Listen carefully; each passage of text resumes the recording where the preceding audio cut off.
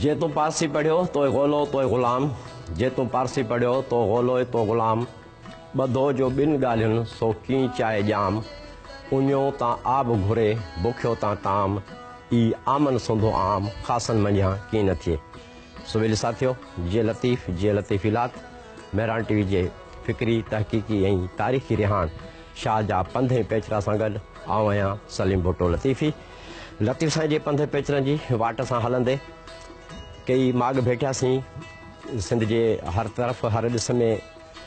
मालिकनि सां निस्बत रखंदड़ उहे माॻ तकिया लोढ़ा उतारा ऐं उहे शख़्सियतूं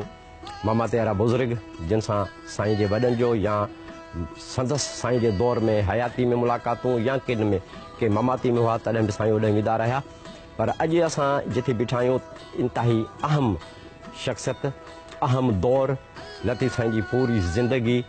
जी कशमकश ऐं कलोड़ा दौर जो अहम हिसो जेको सिंधी अदब जे हवा सां सोनहरी दौर सॼो वञे थो। अॼु असां हिते शाहपुर जहांजा जंहिंमें मशहूरु हस्ती मेहदी शाह ऐं उन खां पोइ अलनूर शुगर मिल ऐं उन खां कुझु पंध ते मोहम्मदाबाद शहर जिथे सॼो की आज़ादु सिंध जे वाली नूर मोहम्मद कलोड़ जी मज़ार आहे ऐं हीउ शहर बि उन्हनि ॿधायो ऐं उन निस्बत सां हिते कलोड़नि जा कुबा सजनि था। ऐं हिन तारीख़ी शहर में जॾहिं असां लतीफ़ साईं जी निस्बत ॻंढींदासीं त कुझु हीअं बीहे थी त नूर मोहम्मद कलोड़ो 1681 में जनमु थिए थो, माना साईं जे ॼम खां 9 साल पहिरीं ॼमनि था ऐं साईं जे विसाल खां वरी 2 साल खनि पोइ हुननि जो विसाल थिए थो। यानी 1752 में लतीफ़ साईं जो विसाल आहे त 1754 में नूर मोहम्मद कलोड़े जो। त नूर मोहम्मद कलोड़े 35 साल सिंध ते हाकिमियत कई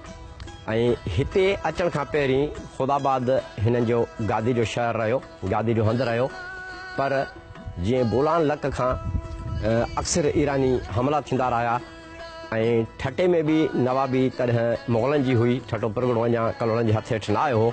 त उन्हनि ईरानी हमलनि खां बचाव कारण हिननि ख़ुदाबाद खां हिते हिन शहर खे आबाद कयो, मोहम्मदाबाद शहर खे 1750 में ऐं 1754 ताईं नूर मोहम्मद कलोड़े जे हयाती ताईं ही शहर ऐं हिते वेठल हाकिमनि सिंध जे मामलनि जा फ़ैसिला पिया कया। ऐं हिन दौर खे जॾहिं ॾिसूं था त हीउ दौर यार मोहम्मद कलोड़े खां पोइ जॾहिं 1718 में नूर मोहम्मद कलोड़े खे वरी तख़्त मिले थो ऐं 1718 में शाह इनायत झोंकवारे जो हाञो बि थिए थो ऐं उन टाइम ते लतीफ़ साईं जी उमिरि 28 साल थिए थी। ऐं हिन दौर में इहो अहम वाक़ियो ऐं इन खां पोइ जॾहिं नूर मोहम्मद हाकिम थिए थो त 1734 में खोड़नि जे बुज़ुर्ग मखदूम अब्दुर्रहमान खोड़े जी शहादत थिए थी। इहे 2 हाञा एॾा वॾा हुया जेके सूफ़ी ख़्याल रखंदड़ माण्हुनि सां हिननि खे टकराव में अची बीहारनि पिया। ऐं नूर मोहम्मद कलोड़ो जेको 35 साल सिंध जो हाकिम रहियो, इन खे मुग़ल दरबार मां फ़िदायार ख़ान जा लक़ब मिलिया। वरी जॾहिं सिंध दिल्ली दरबार जी ॾन भरू खां निकिरी करे मोहम्मद शाह जे बादशाह में नादिर शाह ऐं पोइ अहमद शाह अब्दाली जे ॾन भरू हुकूमत रहे थी हिते, त उन टाइम में वरी हिन खे ईरानी दरबार मां शाह नवाज़ जो ख़िताब मिले थो। ऐं हिते नूर मोहम्मद कलोड़े जो रोज़ो 1763 में संदसि पुट ग़ुलाम शाह कलोड़े अबू बकर ठटवी राज़े जे हथां ठारायो ऐं रोज़े जे अंदरि नूर मोहम्मद कलोड़े सां गॾु संदसि ॿुधायो वेंदो त हिन जो हिकिड़ो पोटो उन सां हिन जी घणी दिलि हूंदी त अली मुराद नाले उहा बि असांखे क़बर मिले थी। ऐं हिन क़ब्रस्तान में हालांकि 4 सालनि लाइ हिते हिननि जो ड्राबो थिए थो, रहणु थिए थो ऐं ख़ुदि शहर आबाद कयो थो वञे, त बि हिते असांखे आसपास में अंग्रेज़ दौर ताईं 160 एकड़ ज़मीन आसार क़दीमा जे हवाले सां उन खाते जे तरफ़ां हिननि खे मिलियल हुई। हींअर त जॾहिं केॾांहुं हुनखे सोड़ कई वई आहे, पर तंहिं हूंदे बि हिन मज़ार जे अहाते में नंढा नंढा चबूतरा आहिनि ऐं उन खां अलावा क़बरूं आहिनि। ऐं वरी हिन अहाते खां ॿाहिरि असांखे हिकिड़ी कची मस्जिद जा आसार मिलनि था ऐं 4-5 कुबा बि ठहियल मिलनि था। त चवण जो मक़सदु इहो त नूर मोहम्मद कलोड़ जे दौर जा वज़ीर सलाहकार सिफ़र सालार ऐं कुझु ख़ानदान जा फ़र्द जेके आहिनि उहे हिन तारीख़ी क़ब्रस्तान में दफ़न थियल आहिनि। त जॾहिं इहे ॿ हाञा असां शायना झोक ऐं मखदूम खोड़नि वारे जी ॻाल्हि कईसीं त इहे ॿ हाञा बि हिन दौर में थियनि था ऐं उन खां पोइ 1740 में नादर शाह काचार जॾहिं सिंध ते हमिलो करे थो उहो बि असां लाइ हिकिड़ो तमामु ॾुखाईंदड़ वाक़ियो आहे, हाञो आहे हिकिड़ो। ऐं उन खां पोइ वरी 1748 में आमन शाह अब्दाली सिंध ते का करे थो, 1751 में बि का करे थो, 1754 में बि का थिए थी। इहो मुसलसिल जेको असां कलोड़नि जे दौर जो मियां नूर मोहम्मद कलोड़े जो जेको दौर ॾिसूं था त अंदरूनी लिहाज़ सां बि ॿिनि वॾनि हाञनि खे जनमु ॾींदड़ रहियो आहे ऐं ॿाहिरीं हवाले सां जॾहिं ॾिसूं था त वरी ईरान खां अब्दाली ऐं नादर शाह काचार वारनि जा हमला इहे बि सिंध जी मजमूई मईशत ऐं समाज इक़्तिसादियात लाइ ऐं हाकमियत लाइ रियासत लाइ ॾाढा ख़तरे जहिड़ा कारण रहिया आहिनि। ऐं उन दौर में वॾी ॻाल्हि त पारसी जो जेको सो आम रवाज हो, मदरसनि में बि दरबारी ॿोली बि पारसी हुई ऐं उन पारसी लसानी ग़लबे खे लतीफ़ साईं जेको ललकारियो त पारसी जे बजाए हुन सिंधी में शाइरी कई ऐं जीअं मूं बैत पढ़ियो त पारसी पढ़ण वारे खे ग़ुलो ऐं ग़ुलाम सॾे थो। ऐं ईअं ई वरी ॿियो बैत असांजो त पियम पठाण सी ॿोली जे न ॿुझनि, पियम पठाण सी ॿोली जे न ॿुझनि, आऊं सिंधी जो सायो कयां हू पारसियूं पुछनि, आऊं मुलातनि सरतियूं सूर पिराया। त इहो तॾोके दौर में इल्मी हवाले सां रियासत जी पुठ भराई सां लिसानी जेको पारसी जो लिसानी ग़लबो असांखे नज़र थो अचे ऐं लतीफ़ साईं उन लिसानी ग़लबे खे ललकारण लाइ सिंधी में शाइरी कनि था त इहो सियासी हिकिड़े क़दम हुयो, न रुॻो लसानी तौर ते इन पारसी इक़्तिदार ॿोली खे ललकार हुई पर पारसी इक़्तिदार खे बि ललकार हुई। ऐं इहो ई सबबु हो त लतीफ़ साईं कॾहिं बि दरबारी शाइर न रहियो ऐं जॾहिं नूर मोहम्मद कलोड़े खे नादर शाह काचार कुझु शर्तनि ते जॾहिं हुकूमत ॾिनी जंहिंजे एवज़ हिन जा 3 शहज़ादा पुट ऐं 10,000 सिंधी फ़ौज ऐं 21 लख तॾहिं जेको ॾंड ॾेई हिननि हुकूमत वापसि वरिती ऐं सालियानो 1.25 लख या लख रुपया ॾंड बि भरींदा रहिया। ऐं वरी आमद शाह अब्दाली जे टाइम में 14 लख पहिरियों जेको सो ॾंड ॾिनो ऐं पोइ सालियानो ॾंड बि ॾींदा रहिया। त इन सूरत हाल में इन्हनि ॿिन्ही वाक़ियनि में जेके हाकिम क़ाबिज़ धुरियूं हुयूं जिन नूर मोहम्मद कलोड़ खे झुकाए पंहिंजे शर्तनि तहत वरी इक़्तिदार वापसि कयो हो त उन्हनि शर्तनि में जॾहिं हे पंहिंजा पुट बि अमानत तौरु ज़मानत तौरु गिरवी ॾेई सघे थो, 10,000 फ़ौज ॾेई सघे थो त तॾोके पारसी दाननि खे इहो इल्मु ज़रूरु हूंदो त सिंध जो हिकु सूफ़ी जेको इनकलाबी सोच रखंदड़ आहे उन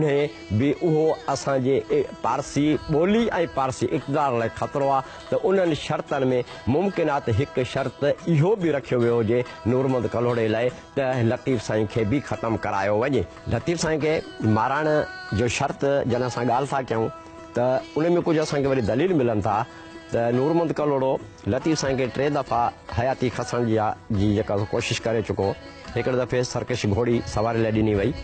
ऐं ॿिए दफ़े ख़ुदाबाद खां जॾहिं ॿेड़ी जे ज़रिए साईं मुल्तान मां वापसी पे कयूं तॾहिं हिकिड़ी माजून जी दबली जेका उन में बि ज़हर हो उहो बि ॾिनो वियो ऐं साईं खे वधंदड़ असरु साईं जो जेको हुयो ऐं जीअं हुननि जा पैलग वधंदा पिया विया त कलोड़ा बि जीअं त मज़हबी मोर्चे मां इक़्तिदार तरफ़ वधिया ऐं शाइनात खे बि उन तसवर में जेको सो साज़ जो शिकार बणायो वियो। त अहिड़ी तरह लतीफ़ साईं खां बि इहे ख़्वाइफ़ हुया त इन हवाले सां जॾहिं इहो जहिड़ो हले थो ऐं लतीफ़ साईं जॾहिं माई गुलां वारो वाक़ियो थिए थो त लतीफ़ साईं वटि माई गुलां भिट ते उन वक़्तु अचे थी जॾहिं भिट अञा मुस्तक़िल तौर ते लतीफ़ साईं आबाद न कई आहे ऐं पर पाण बिना कंहिं फैमिली जे जॾहिं ॿारड़ा कोट मोगल में रहंदा हुआ त लतीफ़ साईं फ़क़ीरनि सां उते राग रिहाण कंदा हुया त तॾहिं माई गुलां इरादो करे लतीफ़ साईं वटि आई जेका वक़्त जी मशहूरु ॻाइणी हुई ऐं लतीफ़ साईं खे जॾहिं हुन जा ॾाढो राग ॻायूं लतीफ़ साईं उन वैदानी कैफ़ियत में आया। माई गुलां उन कैफ़ियत जो फ़ाइदो वठंदे अर्ज़ु कयो त क़िबला दुआ कयो का पंहिंजे जी ज़िंदगी हुजे, पंहिंजी ज़िंदगी हुजे, का इज़त वारी ज़िंदगी हुजे गुज़ारियां, हिन ज़िंदगी में ॾाढो बेज़ार थी पई आहियां। त पोइ लतीफ़ साईं दुआ कई माई गुलां तूं वक़्त जे हाकिम सां शादी कंदी ऐं तुंहिंजे पेटां वरी सिंध जो हाकिम ॼमंदो जेको पीउ खां बि वधीक इज़त ऐं हाक वारो थींदो। इन खां पोइ जॾहिं माई गुलां मोकिलाए वञणु लॻी लतीफ़ साईं फरमायो त तव्हां वेहो हीरनि जा ख़रीदार अचनि पिया।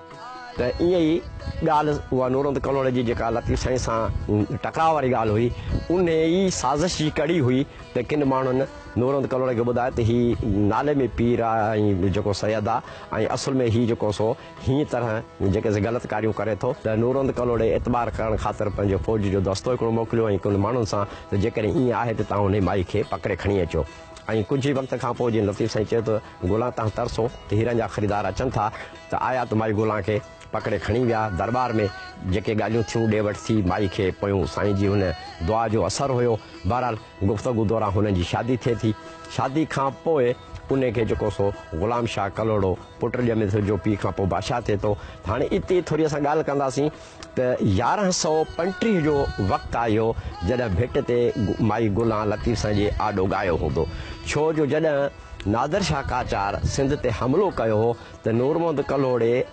पाण लिकी वियो हो पोइ पुट खे ग़ुलाम शाह खे ई ॻाल्हियुनि लाइ अॻुवाट मोकिलियो हुई त यकीनन जॾहिं 1135 में इहा ॻाल्हि थी हूंदी ऐं पोइ शादी थी हूंदी उन वक़्त खां थोरे उन ई ॾींहंनि ते त ओॾीमहिल कम अज़ कम ग़ुलाम शाह कलोड़ो 17 या 15 सालनि जे विच जी उमिरि जो हूंदो तॾहिं उहो ॻाल्हियुनि करण जे लाइक़ु थियो त हालतूं सन भेटींदे जॾहिं ॾिसूं था त 1135 हिजरी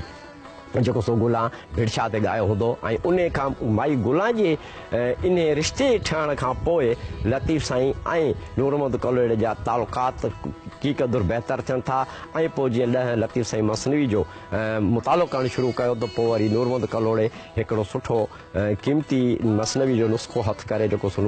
पंहिंजो लतीफ़ साईं खे मोकिलियो ऐं उन खां पोइ हिन जो उहो टकराव जेको आहे माई गुलाम जे रिश्ते खां पोइ ठाराव में अचे थो त लतीफ़ साईं उन इनकलाबी सोच जो माण्हू हो जो न रुगो कलोड़ा माई गुलाम जी शादी ताईं पर संदसि सादात मटियारी जा ऐं शाह करीम बुलड़ी वारा ऐं हाला जा मखदूम साईं जी इन सोच ऐं किरदारु ऐं सिंध जे मजमूई आजपे लाइ जेका हुन जी जाखोड़ हुई ऐं जेके इक़्तिदारी धुरियुनि खे जेको साईं पंहिंजी फ़िक्री शाइरी जे ज़रिए ललकारियो पिए उन जे करे उहे धुरियूं जेके इक़्तिदारी धुरियुनि जूं नवाज़िल हुयूं उहे लतीफ़ साईं जे ख़िलाफ़ थी बीठियूं त माई गुलाम जे हवाले सां उहा बि हिन ई मोहम्मदाबाद शहर में जेका दफ़न थियल आहे ऐं पंहिंजे नूरमहमद कलोड़े जे मुक़बरे जी कुंड खां पर हिन अहाते खां ॿाहिरि आहे इहा बि हिकिड़ी सोचण जी ॻाल्हि आहे त हुन सां इहो वर्ताव छो आहे जॾहिं ॿियूं क़बरूं हिते आहिनि ऐं पंहिंजो ख़ानदान जा फ़र्द या सिपा सालार वज़ीर उमरा वग़ैरह त पोइ हुन माई खे वरी वीचारे खे पासीरो छो कयो वियो आहे इहे ॻाल्हियूं वरी अॻिते उते माई गुलाम जे हिन ते क़बर ते हली वधीक वीचार में ॾींदासीं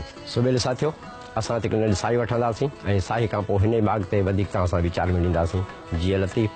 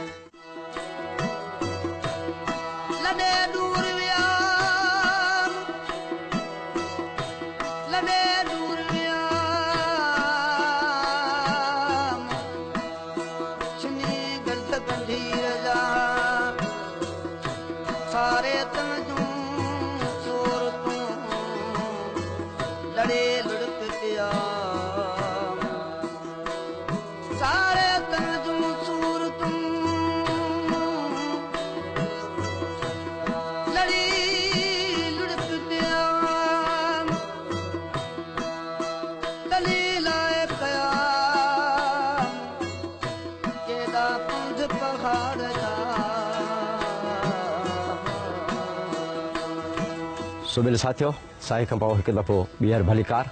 असां तारीख़ी शहर मोहम्मदाबाद ऐं उन में नूरमहमद कलोड़े जे मज़ार जे अहाते में बीठा आहियूं ऐं हिते असां सां गॾु हिकिड़ो दोस्त आहे अरबाब छजड़ो साईं अरबाब साहब साईं जीअं लतीफ़ सदा जी लतीफ़ सदा जी ख़ैर साईं सभु ख़ैर आहे असां साईं जे पंध पेचरनि जे हवाले सां निकिरी आयासीं जी साईं त मां तव्हांजी ॻाल्हि मुर्ज़ा भाउ खां ॿुधी त तव्हांजो इल्मी पढ़ियो आहे 300 खनि तहक़ीक़ी मज़मून लिखियल आहिनि ऐं मोरो तव्हांजी रहाइश आहे त हिन जूं खां तव्हां वधीक वाक़ुफ़ हूंदव त तॾहोकी सिंध लतीफ़ साईं जे दौर जी या असां हीउ जेको कलोड़ा पीर नूरमहमद कलोड़े जो खणूं था ऐं अॼोकी सिंध जे हवाले सां ऐं सागर ते हिते कुझु तारीख़ी माग गौतम बुद्ध जे हवाले सां फुल वग़ैरह जेके उहे आहिनि इन मजमूई सूरत हाल खे तव्हां ॿिन्ही दौरनि खे कीअं तव्हां भेटींदव हिन प्रोग्राम जे हवाले सां तव्हां छा चवंदव साईं अर्ज़ु इहो आहे त ही पाण जिते बीठा आहियूं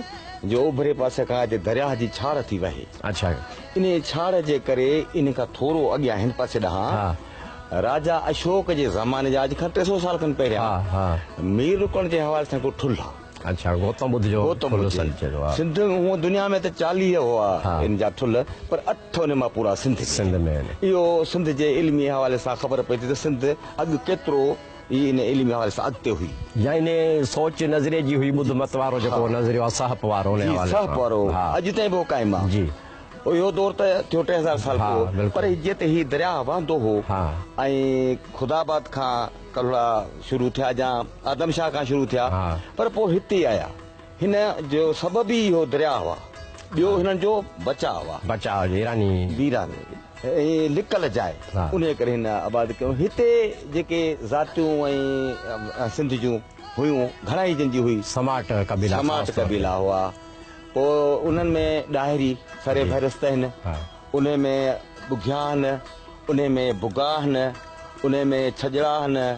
ऐं उन में अबड़ा आहिनि या पोइ वरी कलहुण जे दौर में ज़रदारी आया साबिकी आया हिते हिननि जा आंदल हुया इहे सभु म्यावाल जे पासे जा ऐं हिननि जा मुरीद हुआ बिल्कुलु उहे हिते आया ऐं साबिकी ज़रदारी कोराइब निस्बत जतोई इहे सभु हिते आंदा हुया। उन जा हिते जीअं राजू लेखी ज़रदारी जो परियां साम्हूं कुबो आहे परियां ॾंगरा ज 2 भाइर आहिनि नौशरे जा आहिनि उनखे अॻियां काइम खान कोराई जो मुक़बरो आहे उहो बि हिते आहे। हिन जी फौज जा सिपा सालार हुया जथनि जा सिपा सालार हुआ ऐं ही आख़िरी माण्हू कुझु जेके हेॾां ही क़बरूं आहिनि ऐं कुझु वरी परे पासे खां क़बरूं आहिनि उहे जेका कोटड़ी वारी जंग लॻी आख़िरी मीरनि ऐं कलहुड़नि जी त जॾहिं कलहुड़ शिकस्त खाधी त उहे सिपा सालारनि जा जनाज़ा खणी उहे बि हिते दफ़न थियल आहिनि। अच्छा ऐं हिन खां पोएं पासे ॾखिणे पासे हिते उन ज़माने जो नगर खानो हुयो जंहिंजा निशान अञा बि मौजूद आहिनि। असुल ॻाल्हि सियासी ऐं समाजी हवाले सां जेकॾहिं तॾोके दौर जी ॻाल्हि कयूं हितां जे माण्हुनि जी रहणी करणी हिननि जो मिज़ाज हिननि जो सोच या सियासी वाबस्तगियूं ऐं अॼु बि उहे साॻियूं बिरादरियूं हिते जीअं तव्हां बुघियनि जी ॻाल्हि कई ॾाहिरियुनि जी ॻाल्हि कई उहे अॼु आहिनि या जेके कलहुड़नि सां गॾु बरोच ज़ातियूं आहियूं उहे बि हिते आहिनि ऐं तव्हां ख़ासि तौर हिकिड़ो बोगा पाड़ो बुघियनि जो आहे जेको उन में वॾो को शाइर बि त उन जी शाइरी में बि कई उंजाण मिलंदा हूंदा। हा साईं मिलनि था न उहो जीअं त ही कलहुड़नि जो ऐं मखतूमनि जो हिकिड़ो लड़ाई जो सिलसिलो पसमंदन कोन था वञूं ढुगो मज़मून आहे पोइ उहे जेके शहीद थिया उन खां पोइ हिते जेको आहे सो म्यानूर हुयो ऐं गुलाम मोहम्मद बुगाई जेको महमूद शाह जे पैरांदी खां दफ़न थियला उन दौर जो वॾो शाइर हो तमामु वॾो शाइर हो ऐं हिकिड़ो सचो गोए माण्हू हो। उन माण्हूअ जेको सो शाइरी कई मुंहिंजे ख़्याल में त 21-22 सिटूं जो नज़म आहे उन ॾाढो के समाज जी या हिननि जी तरीक़ा हाकिमियत जी ख़बर पई थी असांखे उन मां असांखे इहो जेको लिखियो असां पढ़ियो आहे त ही माण्हू उन ज़माने में ग़रीब तबिके खां थोरो परे भरा हुआ ऐं अमीर तबिके खे वेझो हुआ। इन जो वाहिद सबब ई इहो हो तो ही शुरूआती दौर में लतीफ़ साहिब सां कोन ठहिया ऐं बाद में पोइ लतीफ़ साहिब सां ठहिया जी तव्हांखे पाण ख़बर आहे। ॾिसो साईं जेम्स सैद या हसन राशिदी कलहुड़नि जे हिन दौर खे कंहिं बि हवाले सां को चङो दौर कोन छॾियो ऐं ही जेको चइजे न अवामी रहबर या लीडर चइजे या अवामी हुकूमत जीअं चइजे त जीअं असांखे जाम तमाच में मिले थो त नंढी वॾी गंदरी मथे माड़ीअ धूम त उहा सूरत हाल हिते न आहे ऐं पोइ ईअं जॾहिं दरबार में पुरअमन तरीक़े सां टेकओवर थिए थी टालपुरनि को टेकओवर कंदा त न खून ख़राबो थिए थो न ई ॿाहिरि को अवाम रिएक्ट करे थो ऐं ईअं वरी टालपुरनि खां 300 अंग्रेज़ अची करे सिंध खसे था वञनि त उहो बि जेको सवाइ उनजी पालियल फौज खां सवाइ ॿी का बिरादरी नज़र कोन थी अचे त चवण जो मक़सदु उन दौर में जेको कलहुड़नि जी पग टैक्स बि हूंदी हुई माना पटके जे हिसाब सां जेको जवान मर्द आहे त उन हिसाब सां पग टैक्स बि हूंदी त उन समाज खे तव्हां कीअं था सम्झो हुनरमंदनि जो किरदारु पोरियत ज़रात जो किरदारु उन ज़माने में जीअं त मूं ॻाल्हि कई त हिकिड़ो त आबादी थींदी दरिया जी बावत ते या ॿोॾ ते ॿिया खूह हूंदा नार हलंदा जंहिंजो भिटाई पाण बिल्कुलु नारनि जो वहन वारी गाॾवा उहो हिकिड़ी तस्वीर आहे पर उन दौर में जेके पठाणनि काहूं कयूं कलहुड़ जे दौर में त असांजा हुनरमंद उन ज़माने से तव्हांजी ॻाल्हि ॿुधायां त वोण हाणे त नंढा नंढा पिया पोखजनि, अॻे वॾा हूंदा, उन ज़माने में वोण वॾा हूंदा हुआ ऐं उन्हनि में लुंडियूं बलाऊं हूंदियूं हेतिरियूं हेतिरियूं फुट ॾेढ जूं, उनखे लठियूं हणी केराए ऐं पोइ हुनखे फुटियूं ॿेड़ींदा हुआ। त भिटाई सरकार जॾहिं हीअ ॾिठो त हीअ जॾहिं आया सिंध खे लुटे खणी विया, कुझु बि कोन हो, आयो बाज़ार में त छा पियो चवे, नसे वण वणनि में नसे कातारियूं पसियो बाज़ारो हीअड़ो मुंहुं लूण थिए, हीअड़ो मुंहुं लूण थिए। इन ज़माने में अहिड़ा हाञा बि थिया। वरी ज़रई मुल्क हो, ॿिन्ही इन्हनि वजन हाञनि खां जीअं नादिर शाह काचार सिंध ते हमिलो कयो, बीठल फ़सुल साड़िया, जेको बि रस्ते में हिनखे ॻोठ मिलियो पियो उनखे बाहि ॾिनऊं, माण्हू मारियऊं, लुट फुर कयूं, ऐं अहमद शाह अब्दाली बि ईअं कयो। त उन खां पोइ असांजी जेका ज़रई मईशत जेका पोइते पइजी हुई, जंहिंजे करे असांजी वरी बाज़ारी मईशत जेका आहे उहा ज़रात ते डिपेंड बि करे, त उहा बि पोइते पइजी वई। त उन हवाले सां ॾाढी सुठी थी सही, तव्हां कुझु इंफॉर्मेशन ॾिनी असांखे, ऐं लतीफ़ साईं जे पिचरा जे हवाले सां तव्हां बि शरीक थियो, महिरबानी तव्हांजे प्रोग्राम में असांजा घणा शामिल, महिरबानियूं महिरबानियूं।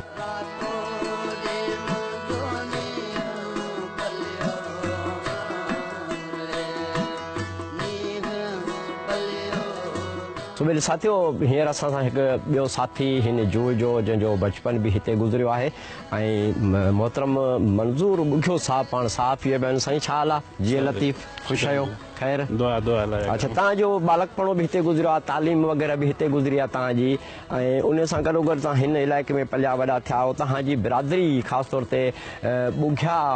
क़ौम जेके कबीलो जेको आहे हिते, ऐं उन्हनि मां वरी हिकिड़ो असांखे ख़ासि नालो मिले थो, बुगाई जेको शाइर हो तव्हांजो। त तव्हां पंहिंजे दौर में हिन महिल ताईं हिन इलाइक़े खे मजमूई तौरु कीअं था ॾिसो पिया?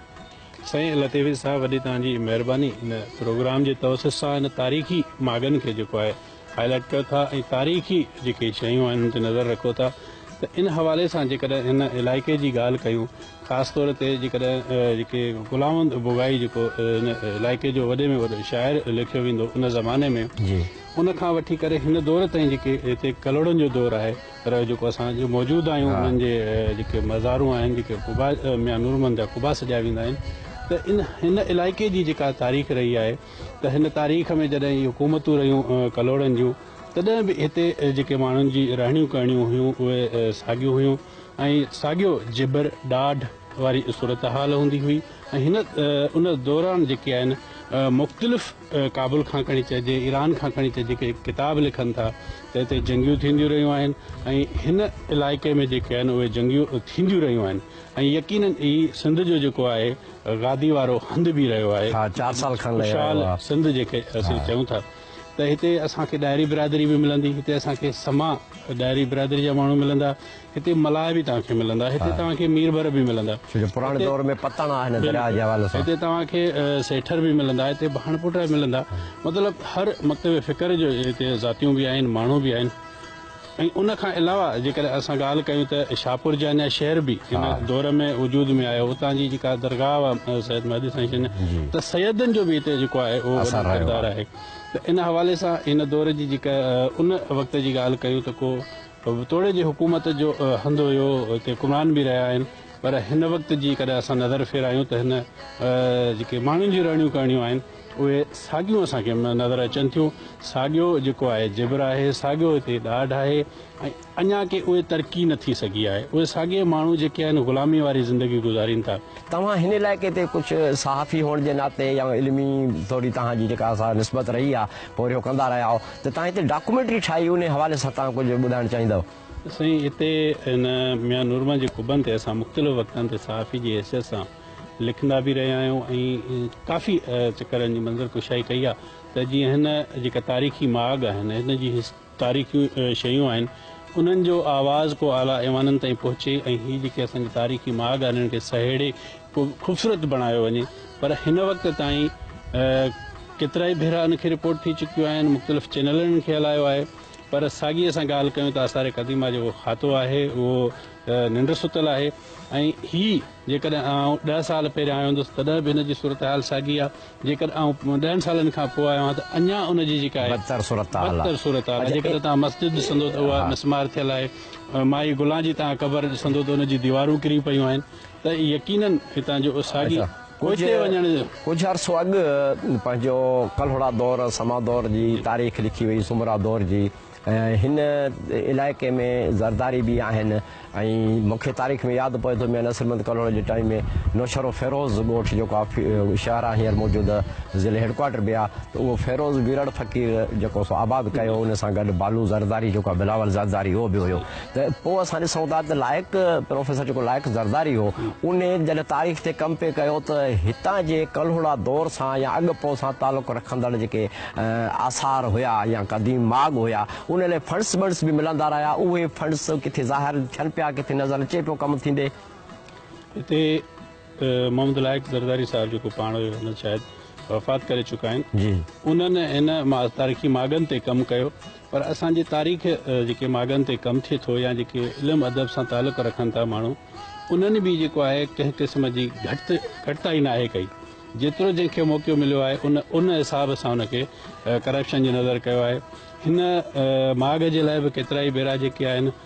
सिंध हुकूमत पारां लखें रुपयनि जी मद में फंड जारी कया विया आहिनि पर सिर्फ़ु जॾहिं असां आयासीं त हिते मिटी जो जेको गारो ठहंदो आहे उहो इन्हनि दीवारुनि खे हयो वियो ऐं उनखां पोइ हिते कंहिं बि क़िस्म जी का वाज़े जेका तरक़ियाती स्कीमूं अचनि ऐं हिननि खे संभाले सघिजे ऐं प्रिज़र्व बि करण लाइ बि के उपाउ न वरिता विया आहिनि रुॻो असां किथे थोरो घणो चूने जा लेपा ॾिसूं था न त ॿियो कुझु कोन्हे को किथे बि तव्हांखे इनखे सांढण या संभालण जे हवाले सां किथे बि को तव्हांखे कमु नज़र न ईंदो ही 64 एकड़नि ते क़ब्रिस्तान आहे ॾाढो सुठो तव्हां सां कचहरी थी ऐं हिन माग जे हवाले सां कुझु आस पास जे हवाले सां असांखे कुझु ॻाल्हियूं ॿुधण लाइ मिलियूं सो बिल साथियो असां हिन जी साई वठंदासीं साई खां पोइ हिन ई माग ते वरी कंहिं ॿी कुंड ते तव्हां सां वीचार ॾींदासीं जीअं लतीफ़ इलाज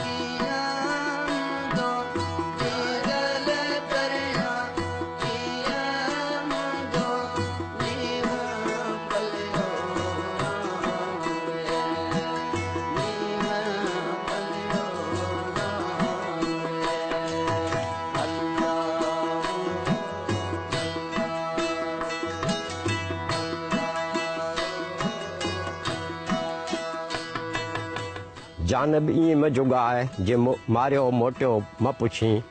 जानब ईअं मजुगाए जे मारियो मोटियो न पुछी रती रत न संजरे सिक तुंहिंजी साए असां तोही लाइ खे पर में पुछऊं कयूं सो ॿिए साथियो साई खां पोइ हिकु दफ़ो ॿीहर भलेकार जीअं लतीफ़ ॾुख जहिड़ी ॻाल्हि आहे हींअर मां उन अज़ीम हस्ती जे चबूतरे जे भर में बीठो आहियां जेका लतीफ़ साईं जी दुआ सां वक़्त जी ॻाइणी मां सिंध जी राणी बणी ऐं उन मां उहो गुल पैदा थियो लतीफ़ी दुआ जो असरु ग़ुलाम शाह कलोड़ो जेको वक़्त जो हाकिम थियो माई गुलां ज़ात जी भटियाणी हुई ऐं भिट जे आस पास रहंदड़ ऐं ज़्यादा इम्कान हाला जो ॾेखारियो थो वञे ऐं ॻाइण वॼाइण हुन जो पेशो हुयो उहो पंहिंजे उन ॻाइण वॼाइण जे पेशे खां एतिरो बेज़ार थी चुकी हुई जो लतीफ़ साईं जे उन रूहानी रंग जी हाक ॿुधी हिकिड़े ॾींहुं संदन हाज़िरी में अचे थी पाण जीअं लतीफ़ साईं लतीफ़ी राग ॻाईंदा हुआ ॻाराईंदा बि हुआ फ़क़ीरनि खां पर अहिड़े क़िस्म जो को राग रूप कोन थींदो हो ऐं अक्सर लतीफ़ साईं इन्हनि ॻाल्हियुनि खां पासीरा रहंदा हुआ। पर माई को ॻाइण लाइ न आई हुई या माई पंहिंजे उन कंहिं नियत सां न आई हुई, पर इरादो दुआ जो करे आई हुई। ऐं जॾहिं मुर्शिद लतीफ़ जी हाज़िरी में माई हिकिड़ो पारसी गज़ल ॻायो हो ऐं उन गज़ल जे ॻाइण सां लतीफ़ साईं ते उहा वजदानी कैफ़ियत तारी थी वई जो घड़ी खनि हू मुननि में मुंहुं विझी वेही रहिया, उन ख़्याल में उन टुॿी में हुया। ऐं जॾहिं सिर मथे खयूं त माई गुलां हथ ॿधी बीठी हुई ऐं पंहिंजी बहितर ज़िंदगी, बहितर आईंदे, इज़त वारी ज़िंदगी जो अर्ज़ु करे थी, सवाल करे थी। ऐं लतीफ़ साईं हुनखे इहा दुआ कनि था त गुलां तुंहिंजी वक़्त जे हाकिम सां शादी थींदी ऐं तो मां उहो गुल पैदा थींदो जेको वक़्त जो हाकिम थींदो ऐं पीउ खां बि हाक में ॿ क़दम अॻिरो रहंदो। त इहो ई साॻियो पस मंज़र हो नूरमंद कलोड़े ऐं लतीफ़ साईं जे टकराव जो। ऐं उन ई नियत सां कलोड़नि पंहिंजी फ़ौजी दस्तो मोकिलियो त जेकॾहिं उते के ॻाइण वॼाइण वारियूं मायूं आहिनि त उन्हनि खे पकिड़े खणी अचो त जीअं साबिती सां लतीफ़ साईं जे हवाले सां त उन्हनि खे बदनाम करे सघिजे। पर जॾहिं हू आया त वाक़ई माई गुलां त हुई लतीफ़ साईं जे हाज़िरी में। मोकिलणु लॻी त लतीफ़ साईं चयो त गुलां वेहो, हीरनि जा ख़रीदार अचनि था। त माई गुलां कोन सम्झी सघी, पर थोरी घड़ी में उहो फ़ौजी दस्तो आयो ऐं माई खे गुलां खे वठी नूर मोहम्मद कलोड़े जी दरबार में, तॾहिं ख़ुदाबाद में उहा दरबार आबाद हुई। ऐं उतां जेको सो दरबार में माई जॾहिं पहुती त नूर मोहम्मद कलोड़े रवायती हाकमनि ऐं मर्दनि वारी उहा जेका सा बदनियती वारे नमूने सां मुखातिब थियो। पर माई खे जे त लतीफ़ साईं जी दुआ जो हौसलो हुयो त माई बि उन अंदाज़ सां उनखे ललकारियो त कल्ह ताईं मां कीअं बि हुयुसि, मुंहिंजो माज़ी कुझु बि आहे, पर अॼु मां पंहिंजे मुर्शिद खां सां वाइदो करे आई आहियां, दुआ कराए आई आहियां आईंदा बहितर ज़िंदगी लाइ। जेकॾहिं तो में उहा गैरत आहे ऐं तुंहिंजो प्यारु सचो आहे त तूं मूंसां शादी कर शरई तौर ते जेको सो तूं मूंखे पंहिंजो बणा। त ओॾीमहिल ई दरबार में मियां नूर मोहम्मद कलोड़े ते ज़हनी तौर ते, नफ़साती तौर ते माई जो एतिरो असरु वेठो जो ओॾीमहिल ई काज़ी घुराया विया ऐं इहा शादी जेका सा तइ थी। पोइ ख़ुदाबाद में जॾहिं रहनि था त उते जॾहिं असां अॻु में प्रोग्राम कयो हो, उते असांखे हिकिड़ो मज़ारुनि जे विच में थल्हो मथे नज़र अचे थो ऐं एरियल फ़ासिलो जॾहिं उतां हालनि जे भरिसां वारी ख़ुदाबाद जेका आहे त भिड़शाह जो नज़ारो ईअं थी सघे थो वेठे ई। ऐं उहो भिड़शाह ते लतीफ़ साईं जो रोज़ो जेको सो ग़ुलाम शाह कलोड़े ठारायो ऐं उहो ई माई गुलां जे पेटां हुयो। सवाल इहो थो थिए त जॾहिं हिते मोहम्मदाबाद शहर में 4 साल लाइ नूरमंद कलोड़ो पंहिंजो गादी जो शहर रखे थो ऐं 50 खां 54 ताईं ऐं 54 खां पोइ वरी वापसि ख़ुदाबाद ऐं ख़ुदाबाद खां पोइ वरी दरे भोकरनि जे बदिलण जे करे उहो बि छॾे ग़ुलाम शाह कलोड़ो हैदराबाद शहर आबाद करे थो 1758 में। ऐं कच्छ मां के जेके से कारीगर घुराए उते विहारनि था ऐं शहर आबाद थिए थो। त उन निस्बत सां जेकॾहिं ॾिसूं था त माई गुलां जो विसाल आया नूरमंद कलोड़े खां अॻु थियो या नूरमंद कलोड़े जी हयाती में ई थियो, छो जो थोरे अरसे लाइ नूरमंद कलोड़े ते जेको सो रहिया आहिनि। पर जेको वाक़ियात ऐं हालतुनि खे भेटियूं था त 4 सालनि लाइ हिते मुख़्तसिर क़याम कलोड़नि जो नूरमंद कलोड़े जे माना हयाती में 50 खां 54 ताईं जेको सो हिन जो थिए थो, छो जो साईं लतीफ़ साईं 52 में विसाल कई, मथो 54 में जेको सो कलोड़ो बि जेको सो रज़ा करे वियो। त वरी ख़ुदाबाद खे वरी वञी आबाद कयो वियो, उहो मरकज़ी जेको रहियो आहे माना गादी जो हंधि। ऐं हीअ वक़्तु ऐं हालतुनि जे हवाले सां तहफ़ुज़ ऐं बचाव जे हवाले सां हेॾे अचणु हिननि जो थियो वक़्ती तौरु ऐं तारीख़ तौर ते बि साबित आहे 4 साल लाइ हीअ जेको गादी जो शहर रहियो। त लॻे थो त हीअ ख़ुदाबाद वापसि विया आहिनि। ऐं वरी उहा ॻाल्हि साॻियो असांखे नज़र अचे थी त अमर गुलां जे चवण ते ई ग़ुलाम शाह कलोड़े लतीफ़ साईं जो रोज़ो अॻु ई भिट मथे हुई ऐं पोइ एॾो ऊचो करे उन खे ठारायो जो परे खां ई हुन माउ पुट खे ख़ुदाबाद में वेठे ई उहो जेको रोज़ो नज़र अचे। पर त इन ॻाल्हि मां ईअं महसूसु थिए थो त लतीफ़ साईं जे विसाल खां पोइ ऐं वरी ग़ुलाम शाह कलोड़ो हैदराबाद पुॼी करे रोज़ो ठाराए थो त माना नूरमंद कलोड़े जे विसाल खां माई गुलां जो विसाल पोइ थियो आहे पर पुट संदसि विसाल खां पोइ पुट अक़ीदत तौरु पंहिंजे वर सां हुनखे रखण जे हवाले सां हिन क़ब्रस्तान में दफ़न कयो। ऐं इहो बि मुमकिन आहे त अहाते में जेके क़बरूं आहिनि उहे उन्हनि चइनि सालनि जे अरसे में थियूं हुजनि जॾहिं हीउ गादी जो शहर हुजे, ऐं पोइ जॾहिं माई जो विसाल गुलां जो पोइ थियो आहे त पोइ हुनखे उते जाइ न मिली सघी आहे त हुनखे हेॾे हिन कुंड ते जेको सो रखियो वियो आहे। त पर उहा निस्बत त हिन ई क़ब्रस्तान में हिन ई इलाइक़े में संदसि वर दफ़न थियल आहे त माई गुलां खे बि जेको सो हिते दफ़न कयो वियो। हिते जॾहिं माई गुलां जे हिन चबूतरे में बीठा आहियूं त अंदरि कैमरा जे अख में क़बर जेका मसमार लॻी पई आहे, हिन जी अधु क़बर जो जेको सो थोरो असांखे निशान मिले थो। रोज़े जे मथां छत बि किरियल आहे, परे पासे ॾांहुं दीवार बि किरियल आहे। त ही एॾी अज़ीम हस्ती जंहिं वक़्त जे हाकिम जी राणी रही हुजे ऐं वरी उन जे पेटां वक़्त जो हाकिम पैदा थियो हुजे ऐं वरी लतीफ़ साईं जी दुआ उन सां सलाड़ियल हुजे ऐं हुनजी अक़ीदत बि हुजे, ऐं अॼु असां हुन जे चबूतरे खे अहिड़े हाल में ॾिसूं था त ही असां तारीख़ सां मज़ाक़ था कयूं, पंहिंजे तारीख़ी उन्हनि शख़्सियतुनि खे, तारीख़ी सुरमियुनि खे ऐं तारीख़ी जेके अहमियत रखंदड़ हस्तियूं हुन उन्हनि सां असांजो हीउ वर्ताव जेको आहे उहो इंतिहाई ख़तरनाक बि आहे, जो असांजी तारीख़ मैसारजंदी पई वञे ॾींहों ॾींहुं। ऐं अॼु बि जॾहिं कुझु अर्सो अॻु ॾिठोसीं त दोदो सूमर ऐं चनेसर जे मज़ारनि सां बि इहा वेधन हुई, पर उन्हनि मां चंद सरंदी वारनि सूमरनि जेको सो पाण संभाले उन ते वञी जेको सो दोदे जी क़बर ॿधराई ऐं उन ते मेलो बि लॻे थो। त कल्होड़ा अॼु बि सिंध में आहिनि ऐं उहा कल्होड़ा बिरादरी जेकॾहिं हिकु दफ़ो गॾु थी पवे ऐं पंहिंजे वॾनि खे जेकॾहिं उहो सार संभाल लहे त हीअ साॻा तारीख़ी माॻ जेके हींअर मैसारजंदा पिया वञनि सुभाणे मिटी जो ढेर थी वेंदा। ऐं केतिरनि ई जाइनि ते असां वियाऊं त अंदरि क़बरूं असांखे बिल्कुलु सिरनि जो ढेर मिलनि थियूं ऐं हीअ माई गुलां जी क़बर बि असांखे जेको सो हिकिड़ो मलबे जो ढेर मिले थो। रोज़ो मथो जेको छत किरियल आहे, दीवार किरियल आहे ऐं हिन पूरे इलाइक़े में जेका सूरत हाल ॾिसूं था त अंग्रेज़ दौर में आसार क़दीमा तरफ़ां 160 एकड़नि खे ज़मीन ॾिनी वई। हींअर बि चवनि था त 60 एकड़ ते हीउ क़ब्रस्तान आहे, पर कंहिं बि कुंड में सवाइ हिकिड़ो रोड जेको असांखे हेसिताईं वठी आयो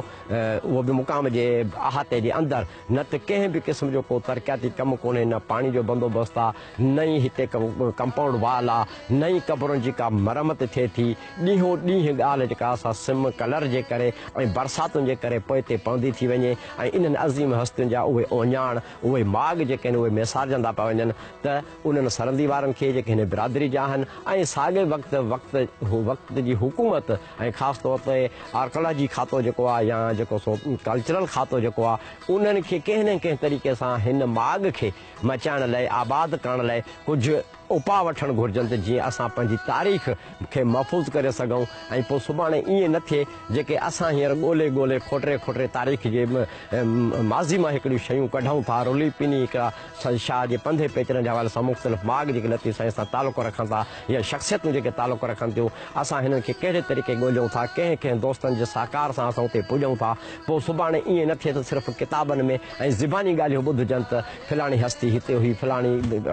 बुज़ुर्ग हस्ती हिते ही, फलाणो माॻ हेॾो तारीख़ी हुयो, त उन्हनि जी ही मरमत थियणु घुरिजे, न त ईंदड़ दौर में असां लाइ वरी अञा कारी वारा कख हूंदा। पर अॼोके हिन प्रोग्राम जे हवाले सां मूंखे ॾाढी ॻणती हूंदी त माई गुलां जेका तारीख़ी हस्ती आहे लतीफ़ साईं सां उन निस्बत थिए थी ऐं लतीफ़ साईं सां उन निस्बत जे करे जेको सो पोइ इन कलोड़ा ख़ानदान जी लतीफ़ साईं सां जेका असां ग़ैर टकराव पॉलिसी रहे थी उन जे न मिलण सां ॾाढो मां फ़िक्रमंद हूंदुसि त इन हस्ती खे कीअं हथु कजे। पर जीअं त असांजो मुर्तज़ा मजबूर बि हिन इलाइक़े जो रहवासी आहे ऐं बिरादरी ख़ानदान हिते रहियो आहे, नंढे हूंदे हिते पढ़िया लिखिया आहिनि ऐं कुझु असांजा ॿिया दोस्त हुनजा मिट माइट बि हिते तालुक़ु रखंदड़ आहिनि। पोइ उन्हनि जे वातां असांखे ख़बर पई त माई गुलां जी क़बर बि जेका असां हिते मोहम्मद शहर में हिन में आहे ऐं नूर मोहम्मद कल्होड़े जा कुबा जेके आहिनि उहो संदन मज़ार बि हिते आहे। त अॼु असां इन पंहिंजे मुर्तज़ा मजबूर ऐं संदसि दोस्त अरबाब छजड़ो या हुनजो जेको अज़ीज़ आहे पंहिंजो मंज़ूर पंहिंजो ॿुघियो ऐं कुझु ॿिया हिन जा दोस्त हिते मक़ामी हुअण जे नाते असांखे ॾाढी जेका फ़िक्रमंदी हुई माई गुलां जी क़बर न मिलण जी, उहो मामलो जेको सो अॼु हल थी वियो ऐं अॼु असां उहा मुंहिंजी ॻाल्हि पुराणी पूरी थी आहे त असां लतीफ़ साईं जे पंध पेचरे खे जंहिं तसलसुल सां खणी पिया अचूं त उहे कड़ियूं जेके असां ॻंढियूं था अचूं त उहो तसलसुल जीअं क़ाइमु रहे। सुबेल साथियो, असांजी अॼोकी रिहाण शाह जा पंध पेचरा जो वक़्तु पुॼाणे खे पहुचे थो। सलीम भुट्टो लतीफ़ खे इजाज़त ॾींदा, वरी ईंदड़ प्रोग्राम में वरी कंहिं ॿिए माॻ ते तव्हां सां वीचार ॾींदासीं। जीअं लतीफ़ जीअं लतीफ़ी लात।